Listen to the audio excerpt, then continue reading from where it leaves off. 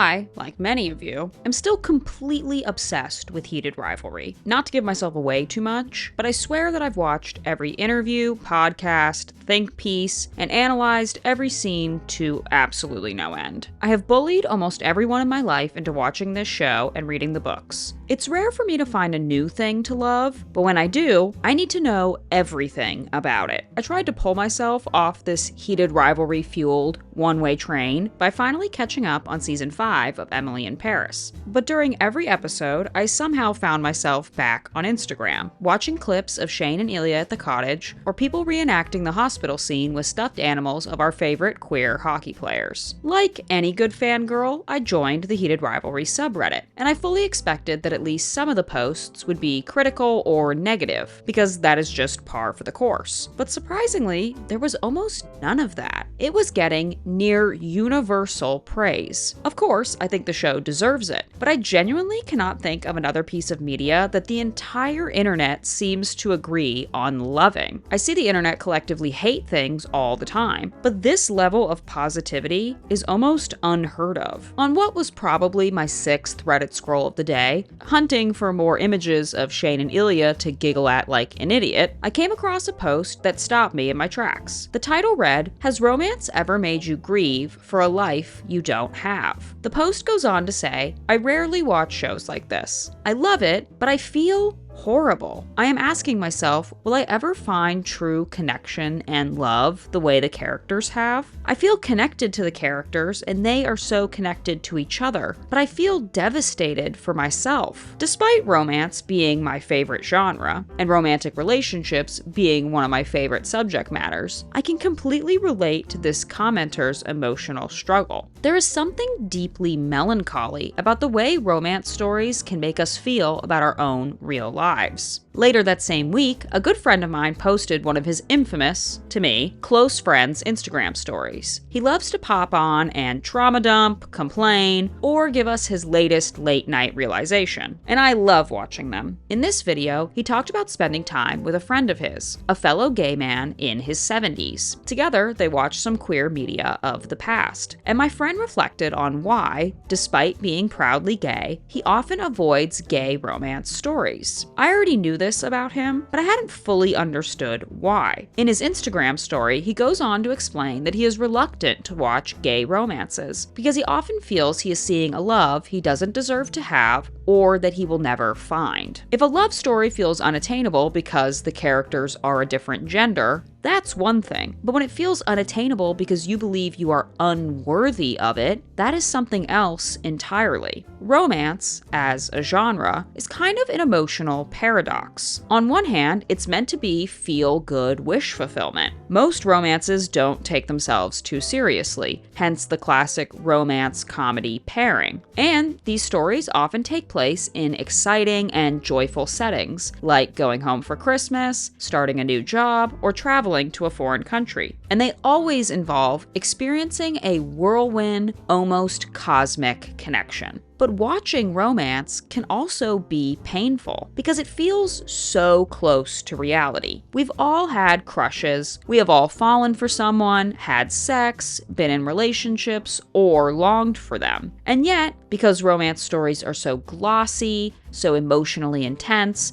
and so perfectly paced, they can make love feel just out of reach, or too good to be true, at least for us mortals. When love on screen feels unattainable, real love can start to feel that way too. Romance is supposed to comfort us, but sometimes it leaves us feeling lonelier than before.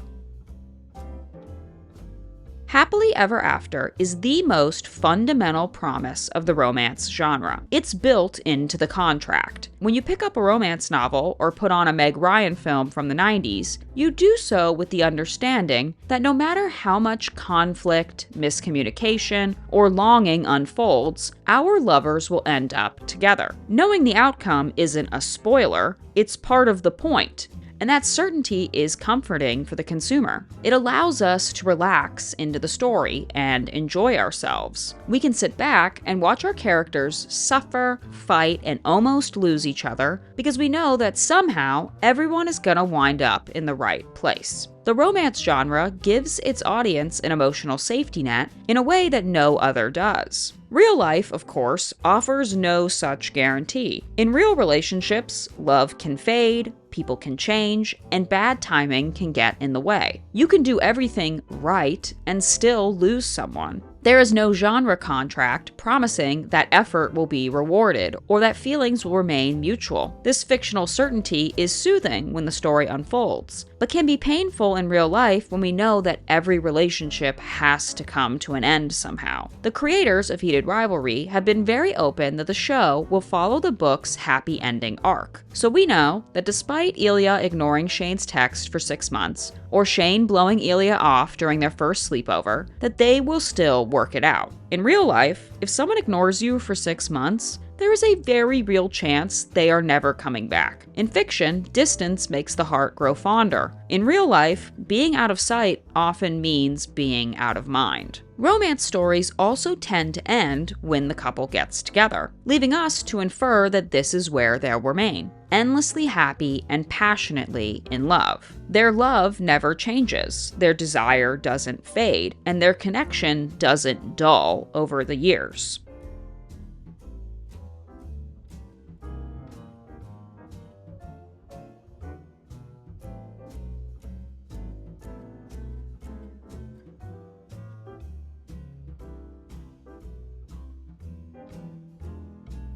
One of my biggest critiques of the romance genre, and of romanticism as an ideology, is the way passion, often sexual passion, is the primary barometer for true love. Romance stories freeze attraction at its most intense moment. Even when time passes, even when obstacles arise, sexual passion remains a constant in our lovers' lives. In real life, desire is far more fragile. Work, stress, illness, routine, insecurity, and emotional distance all interfere. Passion changes shape. Sometimes it disappears for a while, and sometimes it never comes back the way it once existed. This doesn't mean the love is gone, but it does mean that the romantic intensity fiction promises can feel unreachable. For people who struggle with physical intimacy, this can feel like a personal failure. I know from my own experiences that sexual gratification doesn't always come organically. And it can make you question yourself and your relationship if every time you see lovers on screen get together, the intensity is set to 100.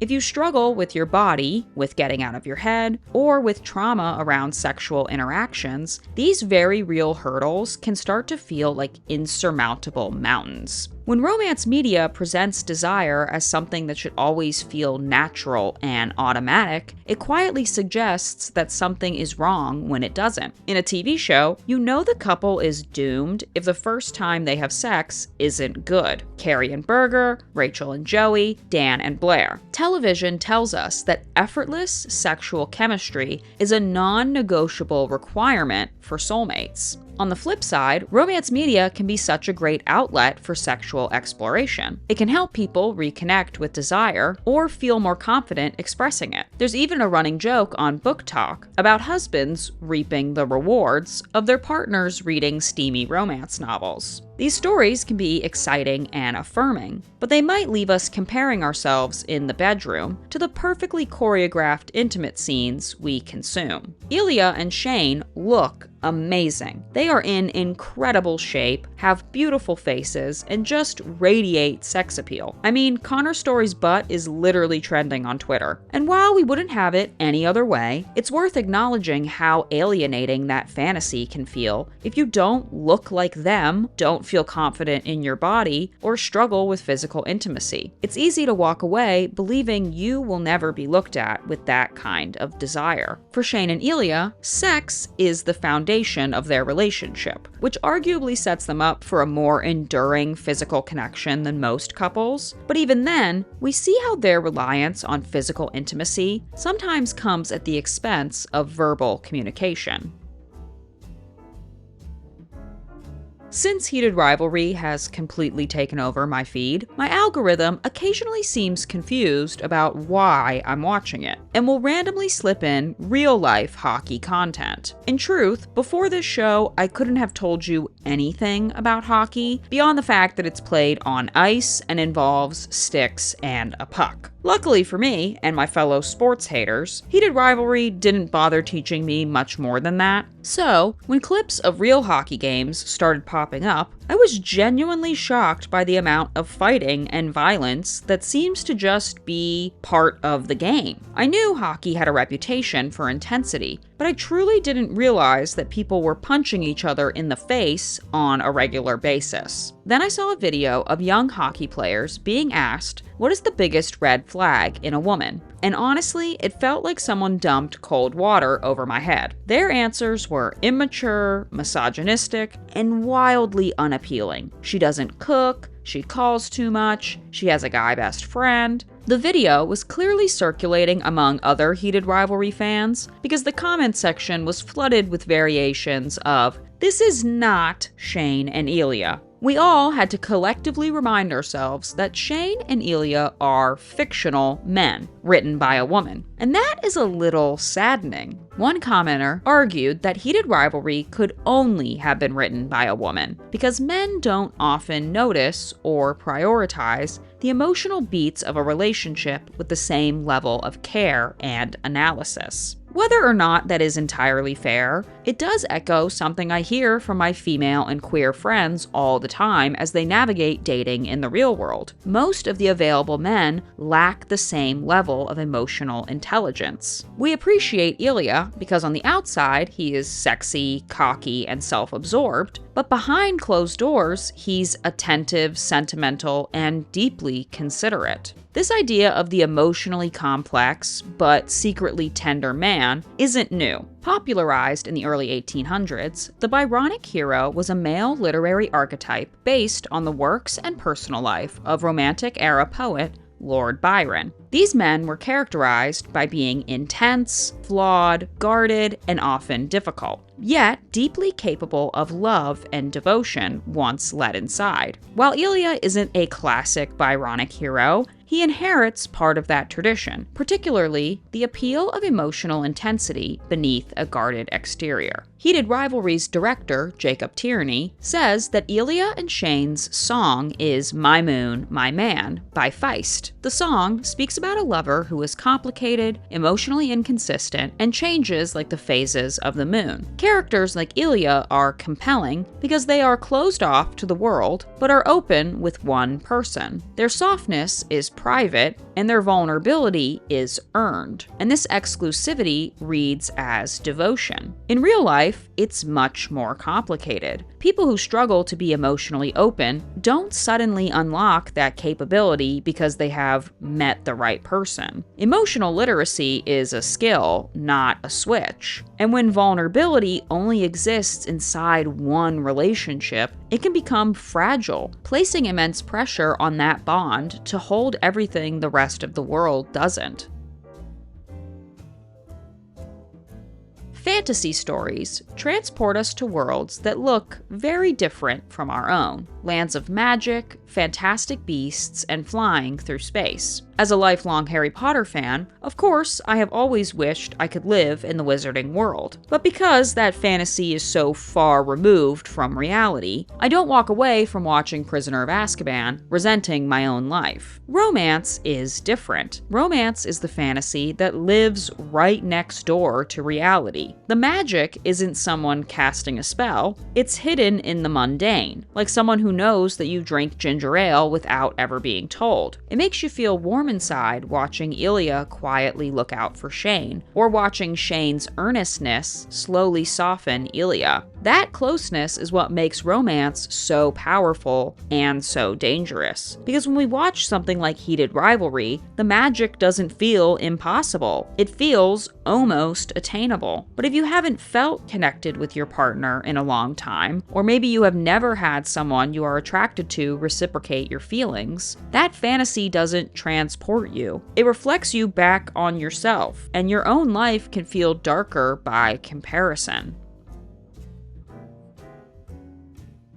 I don't want to say that romance stories are frivolous or dangerous or bad for us. I love them far too much. But they do exist in a uniquely vulnerable place. Romance has a complicated relationship with reality, and pretending otherwise doesn't serve anybody. But I definitely don't think the takeaway from Heated Rivalry is that we should dismiss it as an unrealistic fantasy. What it offers instead are values we can bring into our real lives. There's so much fun in this story, so much flirtation, so much permission to want and be wanted. The sex isn't just about heat, it's also about communication, exploration, and learning about one another. For our hockey stars, the emotional connection grows, not because everything is perfect, but because both of them are willing to show up again and again, even when it's uncomfortable. Romance reminds us that we are allowed to make our lives a little more whimsical, a little more sexy, a little more passionate. Heated Rivalry shows us the kind of romance we could use a little more of in the real world.